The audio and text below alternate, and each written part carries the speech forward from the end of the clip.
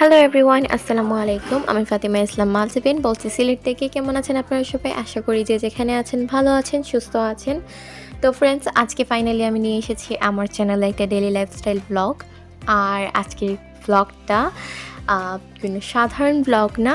আজকের ব্লগে আমি রমাদান স্পেশাল কিছু ক্লিপ রেকর্ড করেছি, যেগুলো হচ্ছে রমাদান স্পেশাল ব্লগ হিসেবে আপনাদের সবার সামনে উপস্থাপন করতে যাচ্ছি।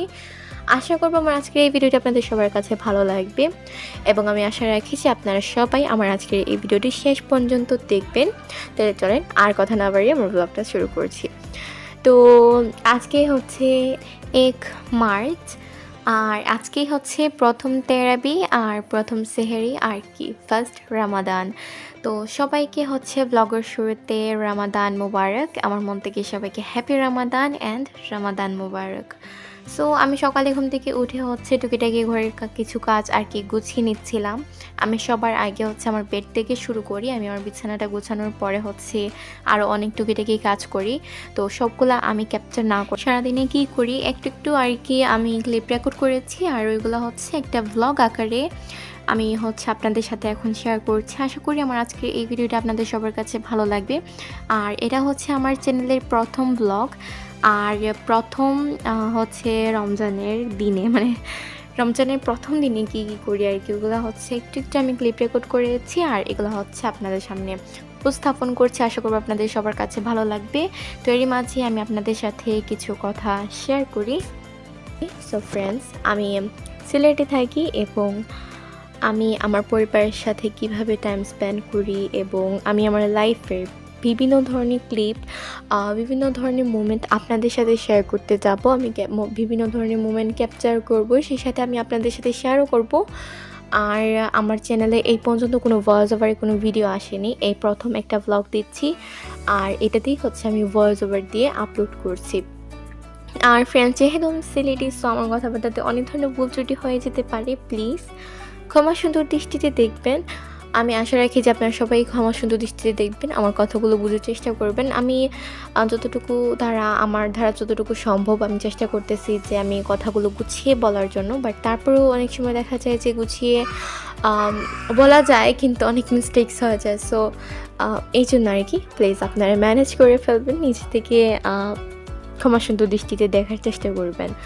আচ্ছা, তো আজকে হচ্ছে সেকেন্ড রামাদান। আমি ফার্স্ট রামাদানে কী করেছি না করেছি সম্পূর্ণ কিছু কিছু ক্লিপ রেকর্ড করেছিলাম, আর ওইগুলো রেকর্ড করে আমি আপনাদের সাথে শেয়ার করছি বর্তমানে। তো এখন হচ্ছে এখন যে টাইম, মানে এখন যে টাইম আমি ভয়েস ওভার দিচ্ছি, আমি তেরাবি নামাজ পড়া হয়ে গিয়েছে।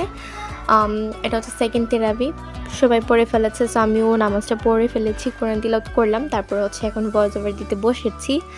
আর দেখা গিয়েছে যে সবাই নামাজ শেষ করে ফেলেছেন, তেরাবির নামাজ শেষ করে এসে তারপরে হচ্ছে আমাদের বাসায় এসেছেন সবাই, এসে হচ্ছে গল্প সল্প করতেছেন। সো আমার ভয়েস ওভারে সেই সাউন্ডগুলো উঠতেছে, আর আমার ভাইও মানে একটু একটু কথা বলতেছে, সো ওরও সাউন্ড আর কি আমার ভয়েস ওভারে উঠতেছে। সো প্লিজ ক্ষমা সুন্দর দৃষ্টিতে দেখবেন, আশা করি আপনারা সবাই ক্ষমা সুন্দর দৃষ্টিতে দেখবেন। তো এখন হচ্ছে আমি আমার বেড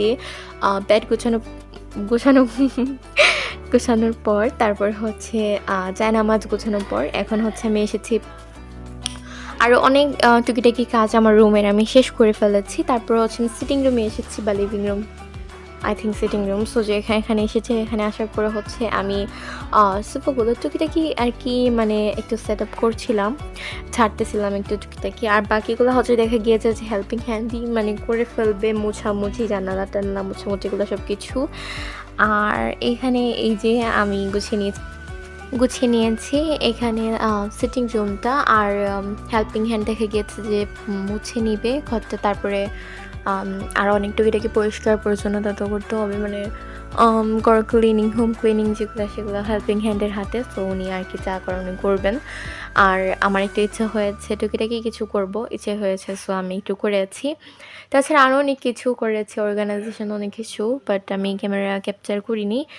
আমার আমার ভুল পড়ে গিয়েছে, মানে আসলে যদি ক্যাপচার করতাম হয়তো আরও ভালো হতো। আচ্ছা, যাই হোক, তো এখানে হচ্ছে আমার ভাইকেও দেখেছেন আপনারা সবাই। ও হচ্ছে আমার ছোট ভাই। আমরা হচ্ছে 3 ভাই বোন। আমি হচ্ছে পরিবারের বড় মেয়ে। আমার পরে হচ্ছে আমার একটা বোন আছে, এরপরে হচ্ছে আমার ভাই। আমার ভাইয়ের বয়স হচ্ছে আম এবার মার্চের ২৫ তারিখ হচ্ছে আমার ভাইয়ের বয়স ৫ বছর হবে। সো সবাই আমার ভাইয়ের জন্য দোয়া করবেন যাতে আমার ভাইটা সুন্দর একজন মানুষ হয়ে গড়ে উঠতে পারে। আল্লাহ তাআলা তাকে যাতে নেক হায়াত দান করেন। আচ্ছা, তো আমি আপনাদের সাথে হচ্ছে সকালে কি করলাম এতটুকুই হচ্ছে ব্লগের শুরুতে দেখালাম। আর বিকেলে কি করেছি, সন্ধ্যাবেলা কি করেছি সেগুলো আর তুলে ধরিনি। কারণ আমি জানি যদি তুলে ধরি তাইলে হচ্ছে ব্লগ অনেক বড় হয়ে যাবে। আর লাইফস্টাইল ব্লগগুলো দেখতে তো ভালো লাগে সবার, কারণ আমারও ভালো লাগে। তো আমি আমার জায়গায় দাঁড়িয়ে বলছি যে প্রত্যেকটা ভ্লগই দেখতে ভালো লাগে, কিন্তু যদি বেশি লেন্থি হয়ে যায় তাহলে বোরিং লাগে। সো এতটা ভালো লাগে না। ভ্লগ দেখাও যায় না, অনেক বিরক্ত লাগে।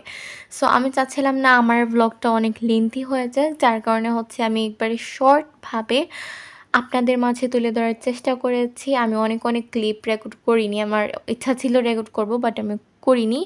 যাতে ব্লগটা অনেক বড় না হোক। কারণ হচ্ছে যদি ব্লগ বড় হয়ে যায়, সো দেখতেও ভালো লাগবে না, বোরিং লাগবে। আচ্ছা, তো এটা হচ্ছে রাতে করা ক্লিপ। আমি হচ্ছে কিচেনে এসেছি। এসে দেখি যে আম্মু রান্না করতেছিলেন। সো দেখি এসে যে আম্মু গরু মাংস রান্না করতেছেন। আমার অনেক ইচ্ছা হলো দেখে যে, ইস! যদি আমি এই রেসিপিটা ডিটেইলসে আপনাদের সাথে শেয়ার করতে পারতাম। কারণ ওই দিনের মানে গতকালের গরুর মাংসটা এত মজা হয়েছে, মানে আমরা সবাই সেহরিতে আরকি খেয়েছি। সো এটা সেহরির জন্য আম্মু রান্না করেছিলেন। এত মজা হয়েছে মানে বলার বাহিরা। আমি আপনাদের সাথে আর ডিটেইলসে রেসিপিটা শেয়ার করতে পারলাম না। কারণ আমি কিচেনে এসে দেখি যে আম্মু অলরেডি রান্নাটা বসিয়ে দিয়েছেন। আমি যেহেতু ডিটেইলসে আসলে রেসিপিটা শেয়ার করতে পারিনি, তো পরে হচ্ছে আমি আবার আম্মুকে জিজ্ঞেস করলাম যে, "আম্মু তুমি এই রেসিপিটা কিভাবে রান্না করলে?" তো আম্মু যে রেসিপিটা আমাকে বলল, মানে এটা শুনে আমি মানে একবারে অবাক। যদি আমি আমার চ্যানেলে এটা শেয়ার করতে পারতাম তাইলে সবাই এই রেসিপিটি ফলো করতে পারতো আর সন্তুষ্টও হতো। কারণ এই রেসিপিটি অনেক ইউজফুল ছিল। আমি গ্যারান্টি দিয়ে বলতে পারবো। যদি এটা ডিটেইলসে শেয়ার করতাম তাহলে তো গ্যারান্টি দিয়ে অবশ্যই বলতে পারতাম এটার রেজাল্ট অনেক ভালো হবে। বাট আমি রেসিপিটি শেয়ার করতে পারিনি।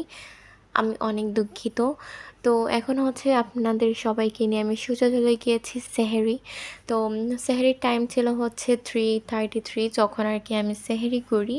তো আমার গলা একটু বসে গিয়েছে, কারণ এতক্ষণ হচ্ছে আমি ফ্যানের নিচে ছিলাম। যার কারণে আমার গলাটা বসে গিয়েছে। আমার কথা বলতে অনেক প্রবলেম হচ্ছে। তো মাংসটাকে হচ্ছে আম্মু অনেক ভালোভাবে কষিয়েছে, অনেক সময় রান্না করেছে। আমি কিচেনে বেশিক্ষণ থাকতে পারিনি, যার কারণে আমি আর হচ্ছে ক্লিপ রেকর্ড করতে পারিনি। তো এটা হচ্ছে সেহরির জন্য আম্মু রান্না করেছিল। সেহরির টাইমে হচ্ছে আমি মাংস ভুনা আর সাদা ভাত এই সিম্পল হচ্ছে দিয়ে হচ্ছে আমি সেহরিটা শেষ করেছি। তারপর হচ্ছে আমি চা ১ কাপ খেয়েছি।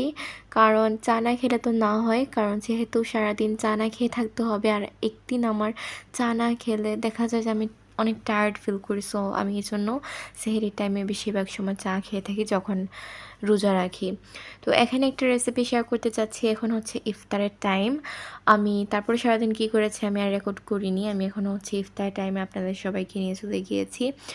অবশ্যই আরেকটা রামাদান ব্লগ আসবে, এটাতে আরও সুন্দরভাবে আপনাদের সাথে উপস্থাপন করার চেষ্টা করব।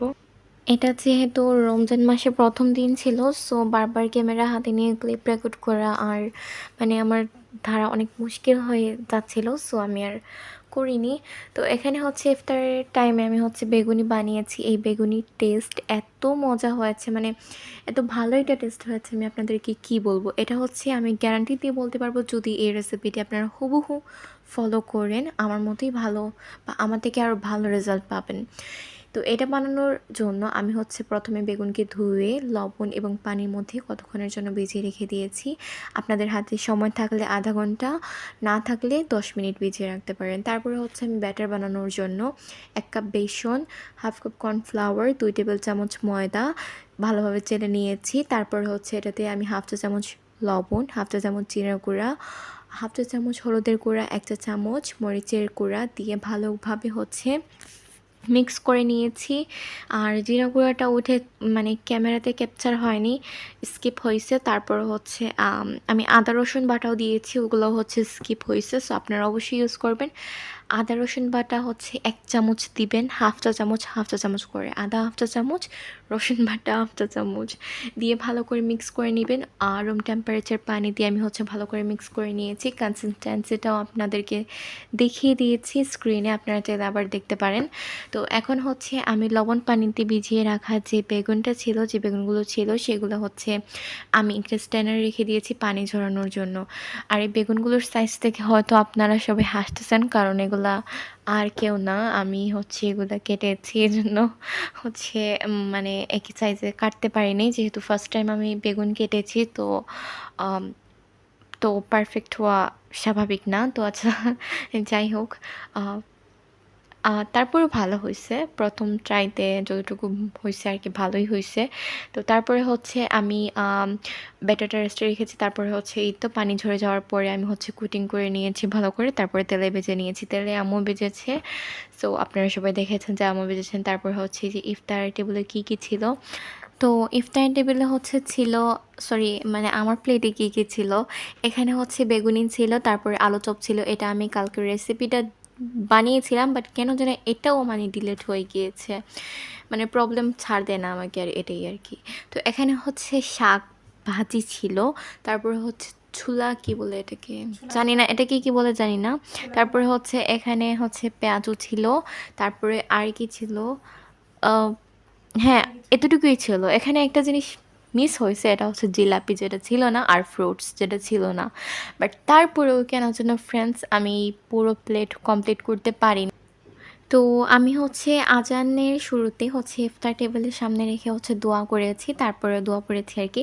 তারপরে হচ্ছে আজান দেওয়ার পরে হচ্ছে আমি শরবত আর হচ্ছে খেজুর খেয়ে আমি রোজা ভেঙে তারপরে হচ্ছে নামাজ আদায় করে মাগরিবের তারপরে ইফতার করা শুরু করেছি। কিন্তু এই তো আমি সম্পূর্ণ খেতে পারিনি। কারণ কেন যেন মনে হচ্ছিল আমার মানে গলা দিয়ে আমার খাবারগুলো ভিতরে যাচ্ছিল না, এরকম অবস্থা হয়ে গিয়েছিল। জানি না, হয়তো ১ম রোজা রেখেছি এজন্য হয়েছে। তারপর হচ্ছে আমি কতক্ষণ রেস্ট করেছি। এরপরে হচ্ছে আম্মু চা আর বাকরখানি দিয়েছে, আমি খেয়েছি। তো আজকে এতটুকু পর্যন্ত। সবাই ভালো থাকবেন। আল্লাহ হাফিজ। আসসালামু আলাইকুম।